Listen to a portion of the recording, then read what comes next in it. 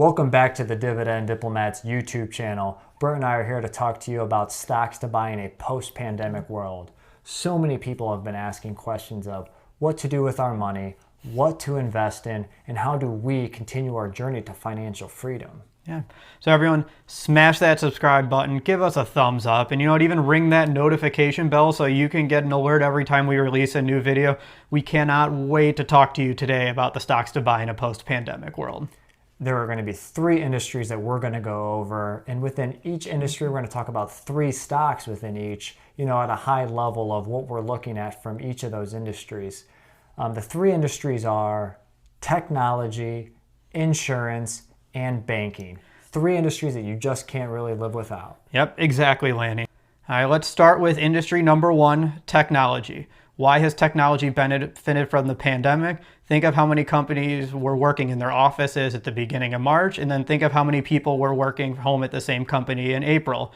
Switching from a pre-pandemic to a post-pandemic work setup required significant investments in IT infrastructure, network capabilities, and quite frankly, even some companies, just a lot of laptops. Right, and Bert went from working in an office setting, and now he takes video conferences from the toilet. Yeah, it's funny. I make sure I'm on mute, so no one's hearing the flushing. Yeah, and then, Bert is forgetting the unmute sign, and you can really see what he ate for dinner last night. Yeah, it is not fun, but I try to keep that to a minimum. So that's the risk sometimes with technology. No, but truly, there are three stocks that really we felt stood out and did really well during the pandemic and now provide to be even more relevant post-pandemic. The first one is Cisco, ticker symbol CSCO. And, I know personally at work, we use, Cisco as our VPN network capability. And really, Cisco provides all that network infrastructure. They provide that valuable WebEx platform, which I want to say at least 5 out of 10 video conferences I'm on a WebEx. Yeah, and it may not work very well. In fact, every time I have to hop in another company's WebEx, it usually doesn't work and I have to find another way to call in. But that's besides the point because a lot of companies are using that WebEx. And heck, even if you're watching a quick news broadcast or something, how many times do you see a guest that pops on with that via WebEx connection at the top? You can't tell me that's not a valuable product for Cisco to own. Right. And I know currently they're also showing slight signs of undervaluation. They have a solid yield, a decent dividend growth rate history, and they're really, I think gaining some traction in the dividend investing community. Yep, agreed, Lanny. So let's talk about company number two. Uh-oh. What's that? Do we have the newest dividend aristocrat up on our list? Barely. Barely indeed. IBM did increase their dividend for the 25th consecutive time in April by a very slim 1% margin. Right. So International Business Machines, as Bert mentioned, ticker symbol IBM, or Big Blue as they call them, I think back in the days. They've really started to shift the direction of what they do from a technology standpoint with the acquisition of Red Hat and being more, powerful and one of the big guys in the, cloud computing, industry. Yeah, I think their move to cloud was genius, and it couldn't have been better timed. Think of how many companies are now just struggling to get all of those documents uploaded into the cloud so everyone can be connected. That's been huge for them this quarter. Right, and I know their yield is definitely bolstering over the 4%, I think even closer to 5% now. So, even though they have the 25 years of consistent dividend increases, expect that dividend growth to be fairly low, I believe, going forward. Yep, I think I agree with that assessment, Lanny. Yep. Now it's time to dive into company number 3 in the technology arena. And we had to call in the righty, Mr. William Gates, the creator of Microsoft, ticker symbol MSFT. And, the diplomats here, Yep.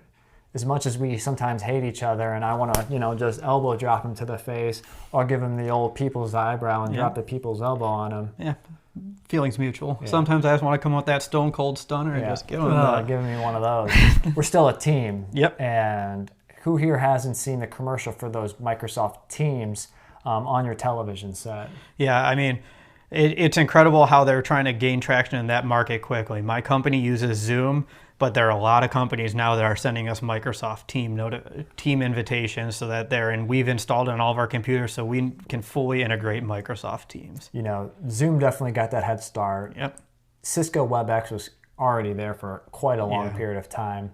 But now with that integration of Microsoft Office 365 and them coming out with their own video conferencing capabilities and a secure platform, I think they're definitely making some strong traction within the tech industry again. Yep. No, I think that's perfect. So let's move on to sector number 2, the insurance sector. Yeah, not an exciting sector, kind of boring, but that's what you want as a dividend investor, I think. I think boring is great for dividend investing. Yeah, especially in a post-pandemic world, you don't want to constantly be questioning what industry is not going to do well. Insurance, luckily, is required, whether that's health, life, house, auto, renters, baby, toilet seats on the Zoom call insurance. I mean, there's a reason always to have them. And I think that's called public relations insurance. I'm kidding. Exactly. And these companies, again, are just kind of like cash flow companies. Yeah. Those monthly payments or, semi-annual payments go out to them. They pay dividends. They earn money. Yeah. Earning money is the name of their game because they have that, and they also have, each insurance company has their massive investment portfolio that they use to pay out a lot of their claims and their funds. So not only are they earning money from your claims, but they're also even earning some sweet dividends themselves, depending on how they invest their funds. Right, and with less people driving and with less people doing, almost causing harm out there due to not, stay-at-home orders, working more from home and not really traveling and doing all of those sorts of things, losses for insurance companies have been low. Yep. So I think this would be a perfect time to segue into the first company on the insurance sector. Aflac. AFL. Yeah, let me hear your quack. Aflac. Oh man, he's been practicing, as you guys can tell. You thought that earlier in one of the videos that he wasn't going to be doing that, but hey, it's never going away. Yeah, so Aflac, again, dividend aristocrat company, 37 plus years, solid yield over 3% right now. Yep. Boring, pretty good dividend metrics. Yeah, and I think a fun fact here is, wasn't this one of your first investments in your dividend portfolio, Lanny? That was one. That duck sometimes never ages, except my gray hairs continue to come. Yeah, same for us, but I think I have a little less gray than you do. Damn, so a little less salt here. Oh boy. The second company is Travelers Insurance, or Travelers Companies, ticker symbol TRV. Yes. And that's been a newer one that's popped up on our watch list and our stock purchases. And quite frankly, it's something I think we should have been considering earlier because like Aflac and like we said earlier, they are a cash cow. They have a very strong yield. It's over 3% right now. And they have a pretty solid payout ratio. It's in the 38% mark, which is right below the sweet spot. Right. Then the third company is Cincinnati Financial, ticker symbol CINF. And I know this guy over here has been acquiring a share or two. Yeah, gotta love those dividend. They're not just a dividend aristocrat, they are a dividend king. Boom. On top of it. So this company had been, their stock price had been on a tear for the last 5 years, fell off a cliff in April and starting to bounce back, but I was lucky enough to be able to start building my position during that time. Whoever thought, an insurance company falling off a cliff, hopefully they had insurance. Yeah. Now that's a good segue into this industry. Banking. So banking being our third industry to consider in a post-pandemic world is something that maybe not everybody has seen. When you think about all of the SBA lending, the Paycheck Protection Program, PPP, the emergency lending, all from that SBA, as well as cutting fees on, definitely problematic, customers or members, those overdraft fees, as well as skipping payments on loans. There was one industry that really controlled that, and that is banking. Yeah, and it was designed that way. All the relief that was coming from the Treasury was designed to be funneled through the banking system. So deposits increased significantly for banks as all these funds came in. Right.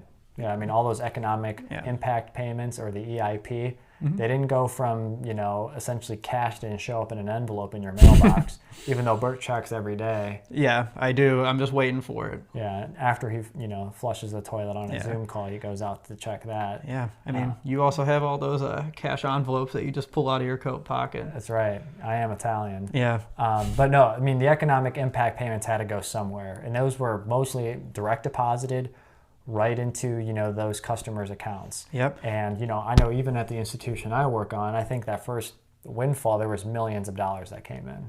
Yep. No, I think that's a great point, just having a lot of cash on hand. But also I think we're foreseeing a very low interest rate environment for a long time. And From the borrower side and the deposit side, that's not fun. You're not going to get high interest rates. In fact, it may even result in your cash losing value, aka cash is dying on the sideline in your savings account. From a bank's perspective, though, interest rates are lower than ever, which is going to spur lending activity, more people refinancing. There are going to be fees generated for banks that are refinancing mortgages, even people getting new mortgages. Just more lending activity in general will just continue to generate more earnings going forward for banks. Right. Yeah, lending activity has been heavy, and luckily the margin hasn't been too impacted because what the banks did during the Fed interest rate cuts, back in March, when they were when the Fed essentially was killing cash and cash is dead. Click the link above. That's right. The banks were able to react and decrease their interest rates on their accounts as well. Now there are 3 banks that we'd like to quickly talk about. One being one of the most iconic bankers in the last 20 years, the person that persevered through the financial crisis, Jamie Dimon. Yep, JPMorgan Chase, one of the largest banks. They are now yielding over 4%. They still have a strong dividend, even despite some of the news from the Federal Reserve recently. Their dividend is below their trailing 12-month earnings. So their dividend isn't going anywhere. They just won't be increasing it until further notice. But if you want to talk about a company that's going to be positioned to benefit from all of this complex lending activity and working through some of the larger deals, I can't think of a better one than JP Morgan. And they say the big banks can fail. And I don't see JP Morgan being a bank that fails during any crisis, just given their $1 trillion plus of assets. Yep. And I believe we're going to move on to number 2 now, which is the hometown bank. Bank, baby. Of the Dividend Diplomats headquartered. We'll have to get one of those sponsorships on the scoreboard. That's like the Indians have, the official bank of the Dividend Diplomats. Yeah, Bird will get a tattoo, and then we'll have a video on the toilet with the key bank on the flap when it's open. So KeyCorp. KeyCorp is the second bank, ticker symbol KEY or Key. Their hometown bank pushing 140 plus billion in total assets. Yep. Management team has been fairly solid. They had a large acquisition a few years ago. And they provide that community feel in a big bank space. Yep. Dividend's been solid. I know the yield is, well over 5+% on them right now. And, payout ratio is fairly reasonable. But again, just a hometown bank that we'd like to give a shout out to. Yep. And the last one, bank number 3 on our list, is People's United Bancorp. Who's People's United Bancorp? They are a dividend aristocrat. Whoa. Yep. Dividend aristocrat. They have increased their dividend for over 25 plus years. So think of it this way. What happened 10 years ago?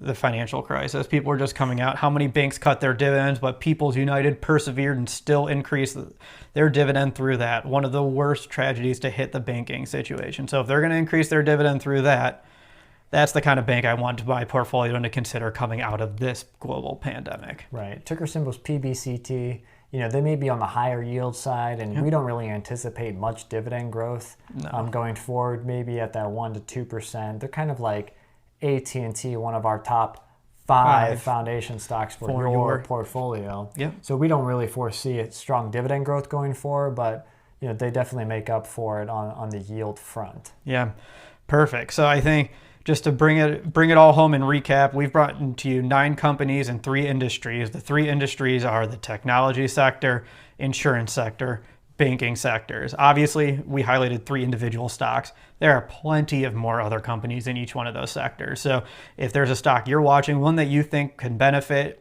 put it in the comment section. We would love to see why you think the stock that you're looking at is primed to benefit after the pandemic. Right. So we'll get that discussion going. We'll have all this information in our description. We look forward to the conversations with you. Again, these are stocks to buy and consider in a post-pandemic world and how to help you on your journey to financial freedom. This is Bert and Laney from the Dividend Diplomats. Over and out.